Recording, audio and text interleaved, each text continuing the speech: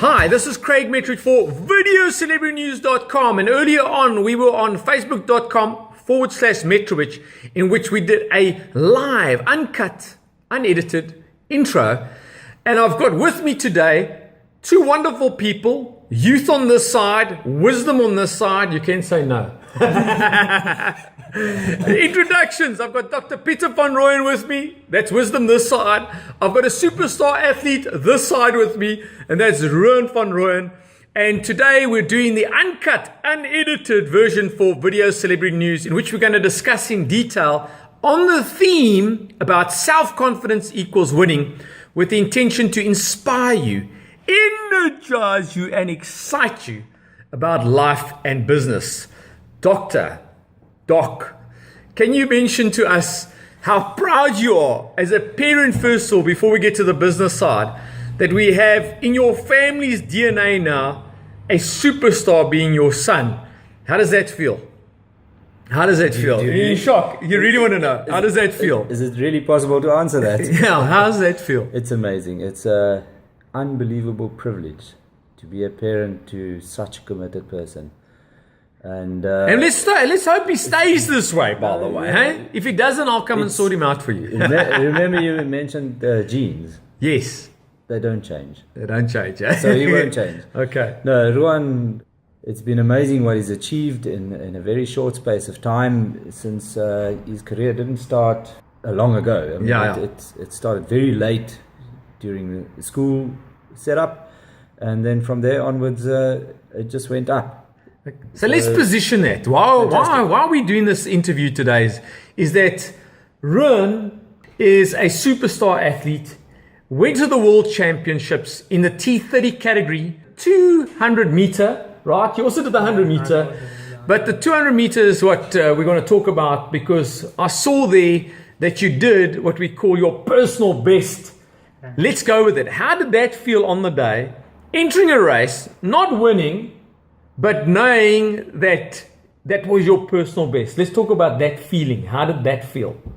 Well, it obviously felt very good, but for me it felt really good because the World Champs is the biggest stage there is, and if you can do your best on the biggest stage there is, then that's the ultimate. That's the ultimate. That means you can thrive under pressure. And the stage fright. In other words, the stage fright you managed to control. What's also very exciting is you also qualified in the same year, and you passed your studies in accounting. But you didn't just pass. How did he do? He did well. He did well. Extremely well. He did his honors, not just his B degree. He did his honors. He finished his honors in one foul swoop. Everything, no subs, no nothing. Just finished. Done. Look, that is phenomenal. I mean, to be an athlete, top in your game, as in representing your country, to be abroad in an environment that's not your home environment, to then also be able to not only do well in your studies, but to do it at the highest level. I think that takes a round of applause. What do you think? I think so. That takes a round of applause. Right, let's chat about Dad. Before we chat about Dad likes to add here that we had to do some fancy footwork around his test times, because that was coinciding with the World Championships. Right. So the logistics of that was quite hectic, eh? It was very, very difficult. And we have to add that was the case, because, if it was plain sailing and the test was not coinciding, then you don't know. There's no problem. But having to move your series and participate, that takes some doing. Well, even this interview, I mean, when we first discussed how could we do this, because I really wanted to have us together, because let's be blunt, I think this is one of the rarest interviews in the world, because I've got dentistry specialist on this side, digital dentistry, also presenting his own right on his subject matter. We'll talk about that a little bit later. And then I've got the son on this side, who, let's talk about your disability, because that hasn't come across yet. That's what also makes you quite unique, is that you haven't seen that as to stop you competing and stop you, being academically really great, and also being great at the sports side. For our audience, just tell us about your disability. So I have cerebral palsy, which means the one side is not as good as the other side. But you're still fast. That's the good for me, news. it's not that bad. So it's not like I can't walk or can't run or whatever. And your But- training, coming in there, for my understanding, is how's your training different to somebody that, for example, Usain Bolt, who I'm sure would be one of your aspirational heroes, doing a 19.19 world record in the 200 meter, right? So what's your time? You're in the 24s, if I remember correctly, right? So to put that into perspective, I mean, you're still very fast. I mean, I made the statement earlier on as I think you'd beat most able people on a track. My question is, how do you train differently? Is there a different way of training? Do you do strength training differently? Do you do pool workouts? Explain some of your training. At the moment, I don't do any training differently. Within the other guys, I actually train with the non-disabled guys. But that's fantastic, because that means you're not in your mind. And sorry for my interjecting. mind, In your I'm mind is you don't see that as an issue. They might be a little bit faster, but you're going to try and catch them. Yeah, exactly. The only thing is I'm not the first one over the line when it's training, but Yeah, it doesn't matter. doesn't phase you. Yeah, most of the guys in the training group anyways beats most people in the country. So let's go to Dad here, right, Doc. Let's talk about what you've seen as far as business, going back to our theme, right? Self-confidence equals winning. My experience is exactly that. As soon as your self-confidence in business starts to go down, even when it's tough times, then your results are going to go down. You've got to keep reinforcing to yourself. How's that helped you in your experiences from a dentistry point of view? Let's talk about because here's a question. Let's talk about your international travels. The question is, how's your international travels presenting on your subject matter helped you with your self-confidence? Amazing. The international travels brought a wider horizon, where you get involved with people in your profession who are at a higher end. Yeah. Let's be real and let's be honest. In all walks of life, we have different levels of acceptance. Some people just go to work every day. I, for instance, go to my passion. I love what I do, and I made it my goal to set out to be at the top end of the game. You can never call yourself the best, because there's always someone that knows something that you don't know. However, it doesn't mean that you shouldn't aspire. It doesn't mean that you shouldn't go and improve yourself. And for me, at the time, maybe it was my lucky break, at the time when digital dentistry started to become recognized, I was at the forefront. And that gave me a heads up on many people. And I could go, and I was invited internationally. I was invited to do a speaker's course. I was invited to go. You did something this year. Just tell us a bit about that. When you specifically, where did you present recently?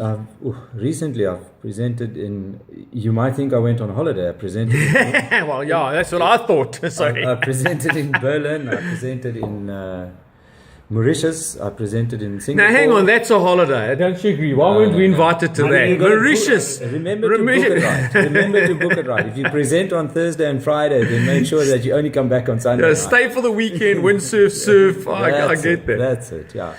And so from being a South African based in Cape Town, South Africa, what you're saying is that all of us don't need to have the limitation of the fact that we can't participate, be it athletics on a global basis at a world-class level, and being it academically on a world stage with peer review, if I understand. Yours is more peer review and peer acceptance. Yes. Versus yours would be, Ruhan, as yours is a world championship. There's a time, it's a defined, crystal clear target for you to beat. Yeah. Whereas yours is really, it's peer review and respect would invite you. Yeah. Absolutely. Wisdom, your wisdom and understanding of the industry. Yes, absolutely. You might say that's quite a critical thing. Yeah. It's all about evidence base. It's all about challenging new frontiers with the digital side of things today, because there's not many people that have actually caught onto this yet. Yeah. However, let's take a small country like South Africa. We were talking about international competence. If you look at our dental fraternity, there's approximately 10% penetration, which is on par with the rest of the world into digital manufacturing in dentistry. Well, So look, I mean, just to come in there is I've had the experience of, being the patient relationship we've got, as apart from being friends for many years, is what I really admired is the fact that, you took me through the process and said, look, this is what this piece of machinery is going to do. It's going to scan. I then saw the end result. It's one thing for you to see a result. And the ODA, the guy would throw up an X-ray and he'd show you. And frankly, I didn't even know what it was. Like I look at it and go, yeah. Okay, you need to have that done and that done. Okay, yeah. Whereas what's different with this, with the digital side of it, is because it's three-dimensional, and I think from a layman's point of view, you could rotate it and say, look, Craig, this is the good side, this is the bad side, this is what we're going to do for the functionality, which is what I wanted. I mean, more than just the aesthetics. I wanted functionality being a professional presenter. So I see digital, here's my statement, as a layperson, I seen digital being the only way to go, because you can then validate for me, as a patient, the evidence base, and then I can understand why there'd be a premium on the service that you'd absolutely, offer. Absolutely. You can show me crystal clear, what is going to be done, and you can show me crystal clear what a solution would be, and I think that's the way to go. Apart from the clinical development or the clinical aspects involved, which you don't really necessarily communicate technical, so I'd rather put it as technical. You don't really communicate the technical stuff with the patient, but what you can do is it's an incredible communication tool to be able to show digitally what your intentions are, where you want to go, and it makes the understanding for the layperson so much easier. A picture says 1,000 words easily. And with digital manipulation, we can show you before and after prior to touching you. So Correct. It gives Absolutely. you the advance of having no risk initially. You can walk away from it. Well, in my case, that's what I appreciated. You actually Yeah. show me, Craig, this is your jaw structure, this is what's happening, That's this it. is your bite. Because I literally had pain and suffering while I was presenting. And when we spoke, I said, look, please, looking pretty is fine, but at 52, you need to be a facio, Max, here, not just dental to help me.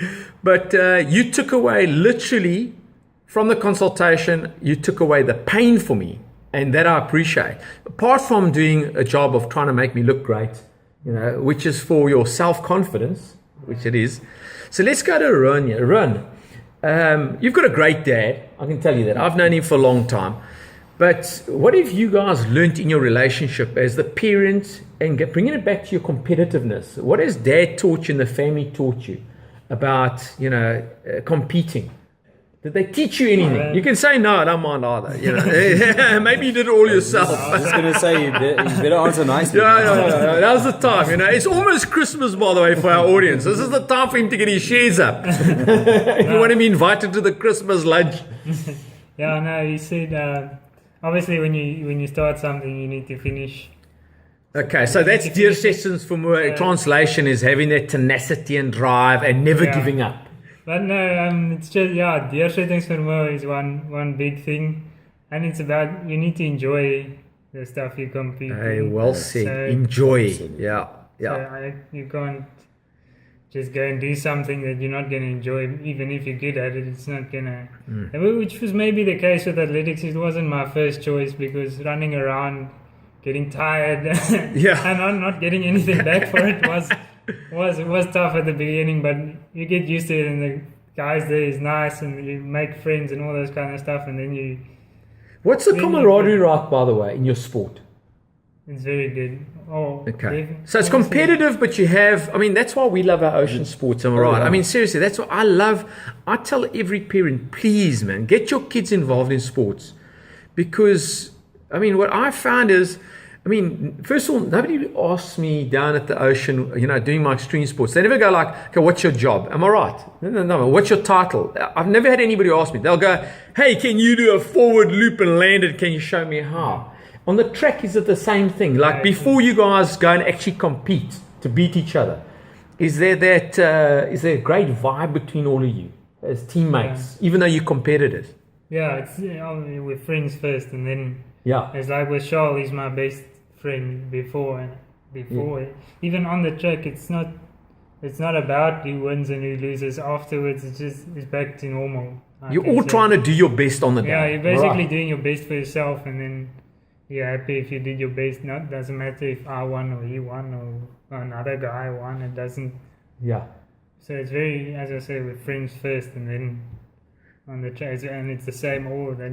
They don't ask your job title either. Yeah, great. How fast you run or how high you jump. Faster than you. Okay, next time they ask you, how run you? Just faster than you. If you're going to be first, I'm going to be right there by you. Okay, so we're going to get into a few more. I want to just flesh out some of the content for our audience. Me being a business coach and inspirational speaker. So let's look at some of the elements. Okay, and I'm going to try and match for both of you the different elements. So the first thing I look at is, what's the CQ, the challenge quotient? So the challenge for you is a world record, but it was your personal best, which you achieved. So the next thing is to set a world record and get a goal. Would that be fair to say? Yeah, that's okay. So let's go to the next thing. On dentistry, let's go. What would your challenge be? Is keeping up with the technology. Am I right to say that? Absolutely. Okay. The moment a new piece of technology is released, it's almost obsolete. Yeah, You know, this new, the latest, development- greatest. The development is so fast, and in a way, it's almost a little bit daunting. And that's your biggest challenge, is understanding what you are working with. Right. And the second part is, as I said earlier, everything's peer reviewed. In most parts, especially on the surgical side, things are peer reviewed. And then when you move over to the restorative end of things, now suddenly you are challenging new territory. Yeah. And there's very little to refer to whether you're doing right or wrong. Okay, so you're innovating as ground. My wording is, I must say, as groundbreaking. Is that the right wording? It is definitely groundbreaking. Okay. Breaking, Yeah. but at some point you got to understand where groundbreaking has to stop, and Yes. and the evidence has to be put up to say that you are breaking the right ground. Well said. Well said. So it's So let's fine. look at then the next thing would be, okay, so it's adapting to the new technology. Then let's talk about skills. What skills do you think you need to, and let's aspire now, okay? Because remember, I want to energize and excite people about the aspiration. What skill do you think you need to get to the world championship, world record level? What skill do you think you're going to need? Definitely the first thing, I think you need a structure in terms of coaching and training and that kind of thing. And then passion. I don't know if that counts as a skill, but you definitely need that. And the other thing is, again, deursettingsvermoë. I don't know. Yeah, the skill. Can't Okay, think so of that's the English combining thing now, but- skill and attitude. That's being driven within a structure. Yeah, for me at this level, it's not really that much physical, because everybody there is physically. They're physically capable all very and- capable. And Yeah. they're all very good. I think it's more mentally that you're gonna be better or be just a bit faster than the other guy. And then let's come to you with skills. What skills, how do you hone your skills? How do you improve your skills in what you do? Obviously, there's the actual practice of what it is. Repetition. Repetition, Reading. Yeah. I spend my life reading. I spend a lot of time, like I say to you, I travel quite a bit to keep up to date, see what my colleagues are doing worldwide. I have a vast amount of connections worldwide. We discuss, we chat. I belong to not everyone, but as many groups I possibly can to improve my understanding of what. So what's yours going on. is It's ongoing. If I thought I Correct, studied when I correct. did my degree, I'm doing it now. now listen to this. This is words of wisdom. The actual It's fact is continual more now. learning. More now. I love what you just said, because Absolutely. the younger audience watching this, if they want to aspire to your career, they're going to go, okay, I'm going to go and study this for how many years? Let's say 7 years. How many years? They've Initially. shortened it a little bit. Okay, so let's say, and then they think it's done. And you saying is, no ways. It's a continual, non-stop learning experience. Let's go to the next one, which you touched on earlier on, is EQ, emotional quotient, which in business we talk about the right attitude, enthusiasm, drive, determination, can do, never give up. I mean, there's no doubt, me being an entrepreneur, that's one of the X factors. as jy kry 'n pak sla, you get a massive klap, right? You got to get up again. Let's go with you. Let's go with your athletics. Was there a time where you thought, well, I don't know, maybe I should give up? Yeah. I thought he was going to say no. Actually, Okay. no, Yes. no, actually, if I wasn't going to make world champs in 2017, I was going to do some cycling or something. So that was your benchmark. If you didn't get, Yeah, if I'm done with university and nothing happened, then I'm going to leave it and go to another route. And on your side, Doc, how do you relate attitude in your profession? Everything. My profession is a personal service. So I'm very close to people all day long. I'm within your private space. Very private space. I mean, crumbs, I So wouldn't let somebody else do, like, be so close in my private space. So I need to understand you as a person. And the relationship, by the way, for those who are people receiving the service, for you to understand that the relationship goes both ways, by the way. Okay. Sometimes it's not your guy. It's not about the ability or that he does a bad job or this or that or the other. Sometimes you guys just don't get along. Save yourself the effort for both of you. Find someone. Well, look, I'll tell you what I appreciate coming in there. What I appreciate about you and our relationship, because we've known each other, is you still kept the exact level of professionalism with me, in the sense that you said, look, this is what I expect to happen from my side, right? And you then led me through the process. You explained everything, even though I trust you, because I know your dad for many years. You didn't take advantage of that. You said, look, apart from the fact that I trust you to do the work right, let me take you through the process. Your attitude was one of empathy, understanding. Also, really, I did have a bit of a fear factor. Being a presenter, having somebody deal with, your presentation ability, your future, drilling, all that type of stuff is intense. Let's go to the next thing. So let's just go where we're going. Challenge quotient. Then we've got skills, which is actually your IQ, intelligence quotient. You've got EQ, emotional quotient, which is attitude. The next thing is your spiritual quotient, SQ. What do you think your purpose is? The spirituality. Do you pray before you race? Do you meditate? I mean, what is your X factor at a world-class level that you do differently that maybe helps you get on a track at a world-class level? So I just maybe say prayer, one or two prayers before I get on the track, and then. Okay, well, when you get into business, we do that every day. Every entrepreneur watching this, and I'm not talking religion. As an entrepreneur, if you want to have a high level of faith, become an entrepreneur. I pray every single day, before, after, and at the end of the day. You want to know what it's like? Okay, my prayer is like, get me through the day. Let me shine my best, seriously. And at the end of the day, I go, thank you for getting me through that day. Doc, on your side, Pieter, just tell us how would you relate to spirituality in digital dentistry? I mean, does it apply? I'm going to take it away for a moment from the digital side. I'm just going to take it to the service end of it. Perfect. By that I'm saying that spirituality, we all are spiritual beings. It's your belief system and your religion is not at play here. You've got to understand that. And I heard such beautiful words from a friend yesterday who said that if you listen, you might learn. Yeah. And that's where my spirituality starts and ends, is I listen carefully to what someone asks and says. The body language, the whole presentation, the whole coming across tells me that I have to approach this in a certain way. I don't just fall away and say, you need this, you need that, you do that. I need to feel what that person feels.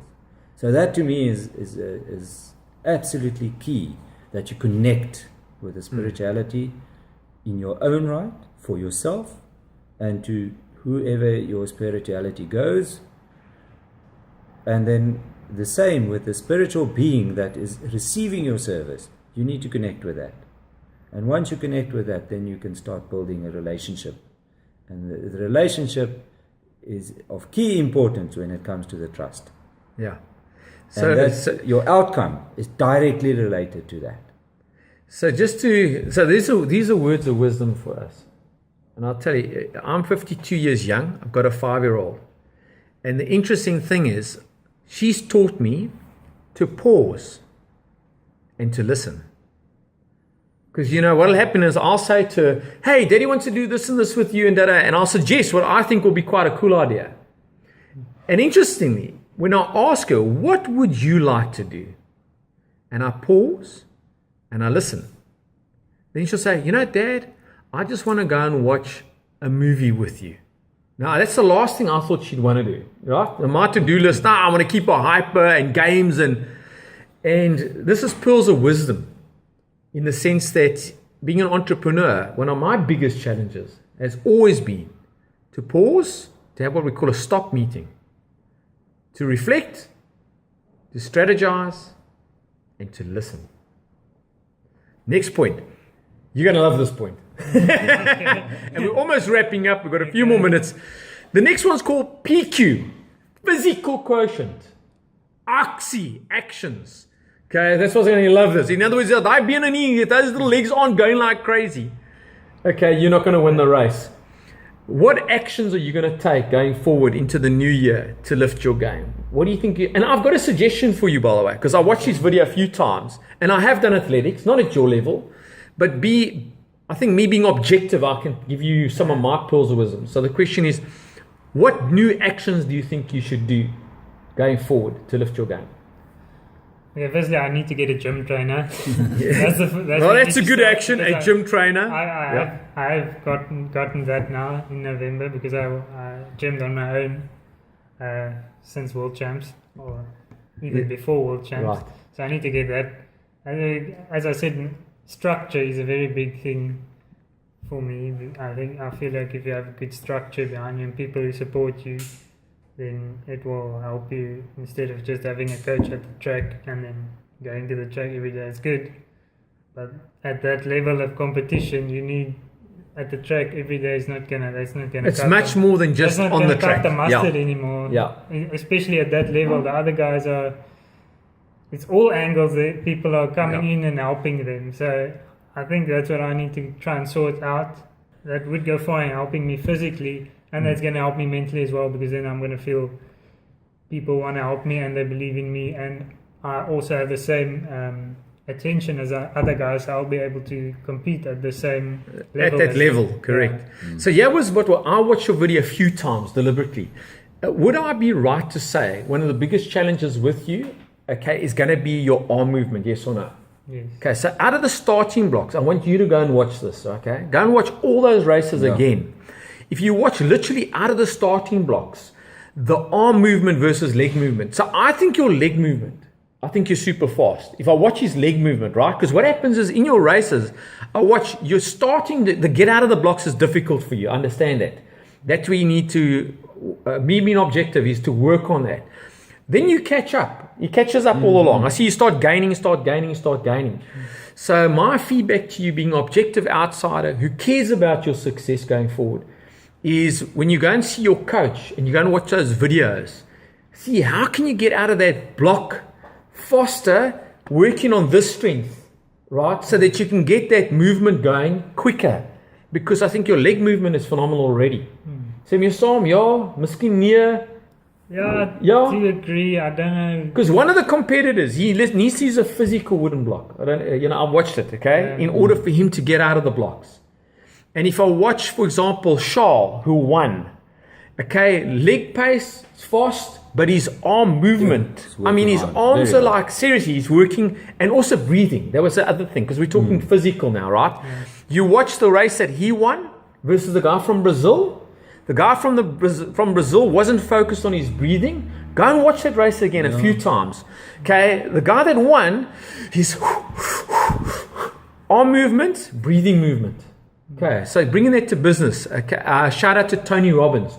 Tony Robbins talks about your actual breathing, your diaphragm movement, on how that helps you with your business preparation. Let's talk physical. We're almost on the wrap up. How would you feel that the physical actions, is there something you need to do your game? So let's go neurosurgeon. Their hands are vitally important, yes or no? Absolutely. Absolutely. So go dentistry. How do you feel physically? You got to keep. Do you need to keep fit still Yeah. to stay in your game? I don't know that answer. Yes. Yeah, I need to keep fit Okay. because I'll be mental if I don't.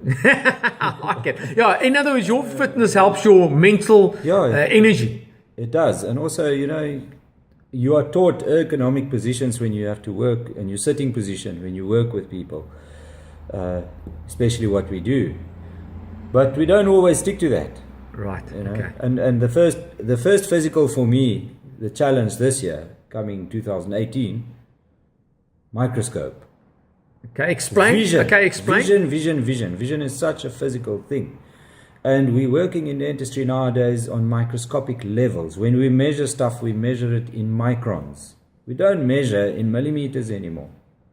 So if I measure in microns, I have to be able to see in microns. And if I can see in microns, I can deliver in microns. So that's my first physical challenge, is buying a microscope. Okay. I mean, and that to me, from a client point of view, you're saying is the attention to detail was probably like that. It's now, it's phenomenally accurate. It's below 150 microns if you really need to know technical value. All right, so my name's Craig Metrowich. This is for videocelebritynews.com. Please go and watch the intro on facebook.com/Metrowich. And yeah, we've just fleshed out some more details. This is Ruhan, who is a superstar athlete, Van Rooyen, with Dr. Pieter Van Rooyen. He's very blessed to have this guy as a dad. He's a friend of mine for many years. He does my dentistry.